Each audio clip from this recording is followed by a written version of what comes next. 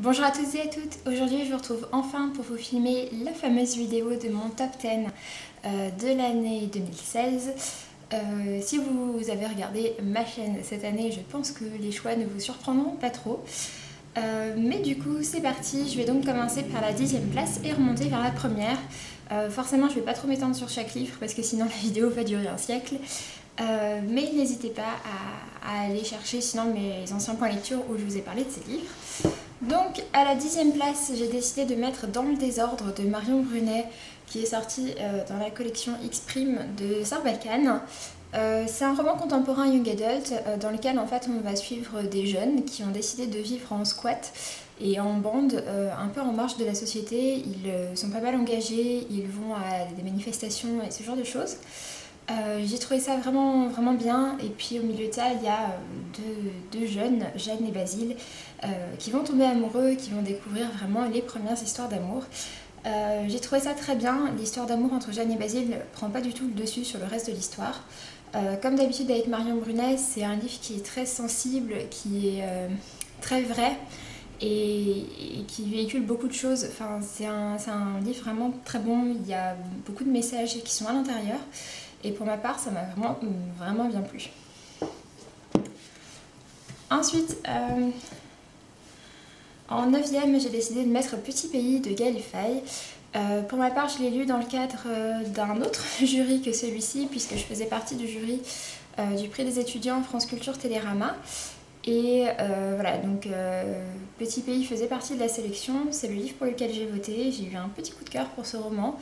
Gaël Faye en fait à la base est chanteur, enfin chanteur, compositeur, interprète d'une musique qui se rapproche un peu du slam, on va dire, que pour ma part j'aime beaucoup. Et on sent vraiment ça dans son roman, on sent que c'est une personne qui vient du domaine de la musique. C'est écrit de manière très musicale, c'est pas forcément le truc le plus littéraire, mais c'est écrit de manière très musicale, très sensible. Et ça parle donc de son enfance au Zaïre, donc un petit pays d'Afrique. Et le tout donc avec un père qui était blanc et une mère qui était d'origine rwandaise. Et donc voilà, Gaël Faye va grandir là. Enfin, en fait, Gaël Faye a grandi là-bas jusqu'à l'arrivée du génocide rwandais. Et c'est de ça dont parle Petit pays. Après, on ne suit pas Gaël Faye, on suit un petit garçon qui s'appelle Gabriel. Mais voilà, on se rend très vite compte que beaucoup de Gabriel est inspiré de Gaël, même si tous les détails ne sont pas exacts. On va dire que voilà, il y a quand même toute une ambiance et tout ça qui a vécu Gaël Faye et qu'il a voulu retranscrire dans ce livre. Donc voilà, c'est pas autobiographique, mais c'est un peu inspiré de sa vie à lui, on va dire. En tout cas, pour ma part, j'ai vraiment aimé, j'ai trouvé ça très beau, j'ai trouvé que c'était... Enfin, que toute la première partie du roman sur l'enfance au Zaïre était faite de manière très douce et très positive, en fait, d'une manière dont on n'a pas forcément l'habitude de voir tout ce côté africain et tout ça. Et par contre, tout ce qui était du domaine du génocide était traité vraiment très bien, sans mélodrame ou quoi que ce soit, c'était vraiment très très bon. Et je suis très ravie d'avoir pu lire ce livre et d'avoir participé au fait qu'il ait gagné un 3e prix, puisqu'il avait aussi eu donc le prix du roman Fnac et le prix Goncourt des lycéens. Ensuite, à la 8e position, j'ai décidé de mettre non pas un livre mais un début de série, puisque en 2016 j'ai commencé à lire Outlander de Diana Gabaldon. Et voilà, Outlander et moi, on est devenus très potes. Hein. Donc pour l'instant j'ai lu les 3 premiers tomes. À chaque tome je l'ai trouvé encore meilleur et du coup j'ai hâte de continuer. En tout cas pour ma part vraiment j'adore. Et pour ceux qui ne connaîtraient toujours pas, il s'agit de l'histoire d'une jeune femme qui est anglaise, qui s'appelle Claire. Et au départ c'est en 1945, donc juste à la fin de la Seconde Guerre mondiale, elle va partir avec son mari en voyage en Écosse et en fait elle va traverser un cercle de menhirs et se retrouver projetée en 1745 en Écosse. Elle va y faire la rencontre d'un beau jeune homme qui s'appelle Jamie, d'un bel Écossais, et il va leur arriver plein de choses. C'est très intéressant du point de vue historique parce qu'il se balade pas mal sur différents continents. Et ouais, du point de vue historique déjà c'est hyper intéressant, la romance entre les deux. J'aime beaucoup et puis c'est assez dépaysant, enfin vraiment pour ma part j'adore. Par contre c'est des grosses briques, hein. Chaque livre est encore plus gros que le précédent, mais vraiment c'est très très chouette. Ensuite, à À la 7e position, j'ai décidé de mettre un roman, mais c'est plus l'auteur que je voulais mettre en avant, à savoir Mélanie Fazi, donc ici avec son recueil Serpentine, dans sa vieille édition aux éditions de l'Oxymore. Mélanie Fazi, je la connaissais déjà puisqu'en fait c'est la traductrice de Brandon Sanderson, donc mon auteur préféré. Mais j'avais jamais lu ses romans à elle, pourtant je savais qu'elle avait publié des choses, et principalement des nouvelles fantastiques. Et donc voilà, ce sont sur des bons conseils que j'ai démarré ma lecture donc avec Serpentine, qui est du coup un recueil de nouvelles plutôt fantastiques. J'ai énormément aimé, j'ai trouvé que Mélanie Fazi avait une écriture complètement dingue. Je suis pas très branchée recueil de nouvelles d'habitude, mais dans celui-ci je trouve qu'il y a beaucoup de choses abordées, beaucoup de peurs aussi qui sont abordées, et j'ai trouvé ça vraiment très très bon. L'écriture est juste sublime et voilà, vraiment ça a été une excellente découverte de ce côté-là. Pour la 6e place, j'ai décidé de mettre un roman que j'ai lu très récemment, à savoir L'héritage des rois passeurs de Manon Fargueton, ici dans son format poche chez Milady. C'est un roman que j'ai lu au début du mois de décembre, donc, enfin fin novembre, début décembre, donc vraiment récemment. Et en fait c'est un roman de fantasy, c'est le premier roman de fantasy de Manon Fargueton. C'est un roman de fantasy en one shot qui est pas très très gros, mais qui a un univers hyper développé, des personnages super intéressants, enfin vraiment tout est génial dans ce roman. Voilà, que ce soit l'univers, l'histoire, les personnages, tout est top. En fait, donc, on a deux mondes qui sont parallèles en quelque sorte, à savoir Ombre, notre monde à nous, et Rive, qui est un monde fantasy avec des dragons, ce genre de choses, des magiciens, etc. Et les deux mondes sont parallèles l'un à l'autre, en miroir en fait l'un à l'autre. Et il existe seulement une lignée de passeurs qui ont la capacité donc de passer d'un monde à l'autre. Et donc du coup on va suivre une jeune femme, Enora, qu'on va découvrir dans le monde, dans notre monde à nous, donc dans Ombre, et qui est une passeuse. Et on va découvrir en même temps Raven, qui est une princesse de l'autre monde qui avait décidé de s'exiler et qui veut revenir conquérir son trône. Donc voilà, on va avoir pas mal de personnes comme ça qui vont se retrouver. Et en fait, donc il y a un principe, à savoir que chaque personne d'un monde a son parallèle dans l'autre monde, et donc si l'un meurt, l'autre va mourir aussi. Et donc voilà, ils naissent au même endroit, enfin à l'endroit qui correspond à la même date, etc. Vraiment j'ai trouvé ça très très bon, l'idée est super développée, c'est génial. En plus c'est en one shot, donc ça se lit vraiment très bien, et il est sorti en poche, il coûte pas très cher. Et en plus, donc Manon Fargueton a également publié un autre roman qui s'appelle Les Illusions de Savloir, dans lequel on suit un des personnages qu'on rencontre ici, mais dans une autre histoire, donc les deux peuvent se lire séparément. Et je trouve ça très chouette, ça change du principe des sagas qui n'en finissent pas, et pour autant ça nous permet de retrouver un petit peu de ce monde-là, donc je pense très franchement que je lirai Les Illusions de Savloir prochainement. Donc on va passer du coup au top 5 maintenant, et en 5e position j'ai décidé de mettre Ugly Love de Colleen Hoover. Pareil, les romances, c'est pas forcément ce que j'aime le plus. J'en lis pas mal en fait, mais c'est rare que j'ai vraiment des coups de cœur. Et pourtant, Ugly Love, ça a été l'énorme coup de cœur. J'avais déjà lu Maybe Someday fin 2015, et j'ai lu Ugly Love début 2016, et vraiment ça a été un énorme coup de foudre pour ce roman. Donc c'est une romance avec quelques scènes érotiques et qui se passe entre deux personnages, Tate, une jeune femme, et Miles. Et en fait c'est un peu particulier parce qu'on va suivre à la fois le début de l'histoire qui va se passer entre Miles et Tate, et en même temps on suit l'histoire de Miles avec une de ses ex, on suppose.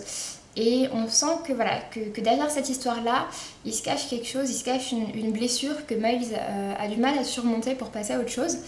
Et du coup, donc voilà, on veut savoir ce qui se passe, et c'est assez particulier parce qu'au début, on a envie de choisir entre les deux histoires laquelle est la plus légitime en quelque sorte, alors que bon, il n'y a pas vraiment de question à se poser, mais vraiment c'était très très bon. C'est l'histoire, le fond de l'histoire et ouais, le dénouement de l'histoire m'a fait énormément pleurer, ça a été une très très belle lecture.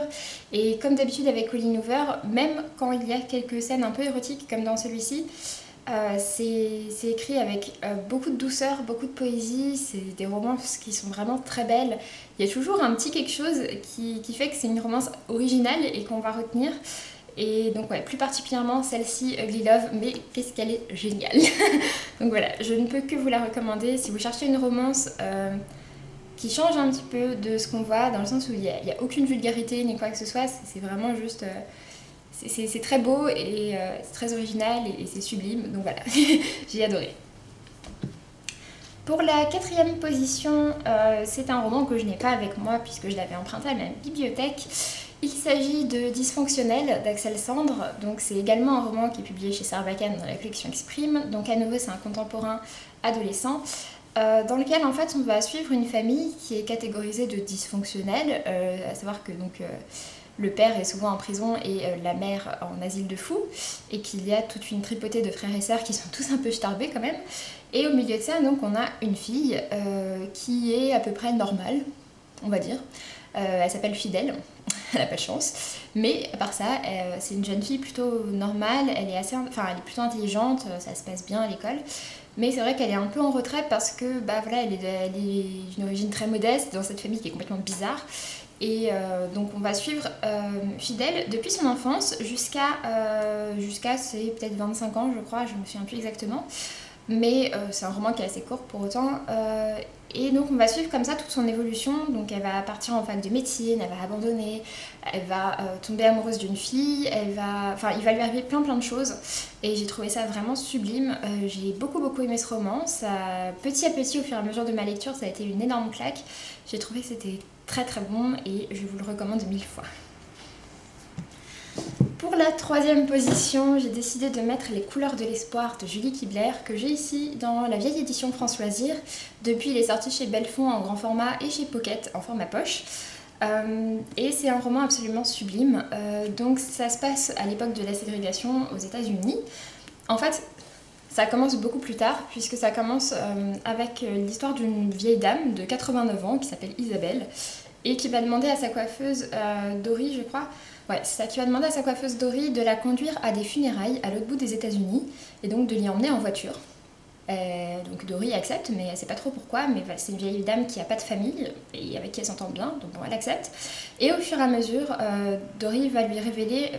Isabelle va révéler à Dory tout ce qui s'est passé quand elle était beaucoup plus jeune, et du coup elle va parler notamment de son histoire d'amour avec le fils d'une domestique de la maison, et donc qui était du coup un garçon noir alors qu'Isabelle est blanche, et du coup voilà, c'était à l'époque de la ségrégation raciale, donc forcément c'était très mal vu. Et donc voilà, ça parle de tout ça. C'est un roman que j'ai trouvé très beau, qui m'a fait pleurer, mais alors je pense qu'il est dans le top des romans qui m'ont le plus fait pleurer. Mais c'est un roman que j'ai trouvé absolument magnifique. On découvre les choses petit à petit et vraiment c'est très beau. J'aime beaucoup les romans sur la ségrégation raciale, mais je dois dire que celui-ci je vais le retenir. Forcément il n'a pas dépassé La couleur des sentiments, qui est mon roman préféré. Mais celui-ci, vraiment, il est excellent. Si vous cherchez un équivalent de La couleur des sentiments, mais en histoire d'amour, je ne peux que vous conseiller celui-là, il est sublime. Ensuite, deuxième position. En deuxième position, j'ai décidé de mettre Le cirque des rêves d'Erin Morgenstern, ici aux éditions Pocket. Il y a pas mal encore de marque-pages à l'intérieur. Le cirque des rêves, c'est un roman qui est vraiment très original, et pour moi voilà, c'est sa qualité numéro 1, c'est que c'est un roman, vous lirez pas deux fois un roman comme celui-là, je pense. Ça raconte en fait l'histoire d'un cirque qui arrive sans jamais prévenir dans les villes et qui est ouvert à chaque fois uniquement la nuit, et qui le lendemain voilà, s'en va. On ne voit pas arriver, on ne le voit pas repartir, juste quand il arrive la nuit, c'est une nuit complètement magique, puisqu'en fait c'est un cirque qui est avant tout le théâtre d'un grand duel entre deux magiciens qui s'appellent Célia et Marco, donc qui sont deux jeunes personnes qui en fait ont toujours été formés pour pouvoir s'affronter l'un et l'autre. Mais sinon, donc à part ce cirque, ça se passe dans le monde normal, peut-être 19e, 20e, ouais, 1900 et quelques, c'est ça, dans les années 1900. Mais sinon, enfin voilà, ça se passe dans le monde normal, si ce n'est qu'il y a ce cirque. Et donc ce cirque, c'est du coup, comme je vous disais, le théâtre d'un affrontement entre ces deux magiciens. Du coup, il y a énormément d'illusions et de ce genre de choses. Et ça en fait un endroit qui est complètement magique et qui est juste sublime. Et voilà, quand on lit le livre, on a vraiment l'impression de se balader dans ce cirque. C'est un univers qui est extrêmement développé, qui est super construit. À l'intérieur du roman, on a des extraits de presse qui parlent du cirque, on a plein de choses. Et il y a aussi un point de vue hyper externe qui fait des phrases, il y a des phrases absolument sublimes. J'avais fait une critique écrite de ce roman, je vous invite à aller la voir, je vous la mettrai en barre d'infos parce que ce sera peut-être plus simple, mais pour moi vraiment ça a été une énorme découverte, j'ai trouvé ça juste magnifique. Et enfin donc la première place revient sans trop grande surprise à Là où tombent les anges de Charlotte Bousquet, qui est publié donc chez Gulfstream dans leur collection électrogène. C'est un roman magnifique. J'en avais parlé dans la même vidéo que Le Cirque des Rêves et j'ai également fait un article dessus, donc je vous le mettrai en barre d'infos. Là où tombent les anges, en fait, c'est un roman historique qui se passe pendant la Première Guerre mondiale, ce qui est clairement pas ma période de prédilection, mais ça m'a tenté. J'ai eu envie de le lire parce que les avis dessus étaient tous hyper excellents. Et en fait, on va y découvrir le destin de plusieurs jeunes femmes qui ont décidé d'habiter à Paris, dont principalement Solange, qui est notre héroïne principale. Elles ont décidé de venir vivre à Paris pour avoir une nouvelle vie, parce qu'à la base elles sont issues d'une campagne très profonde et dans laquelle il ne se passe rien.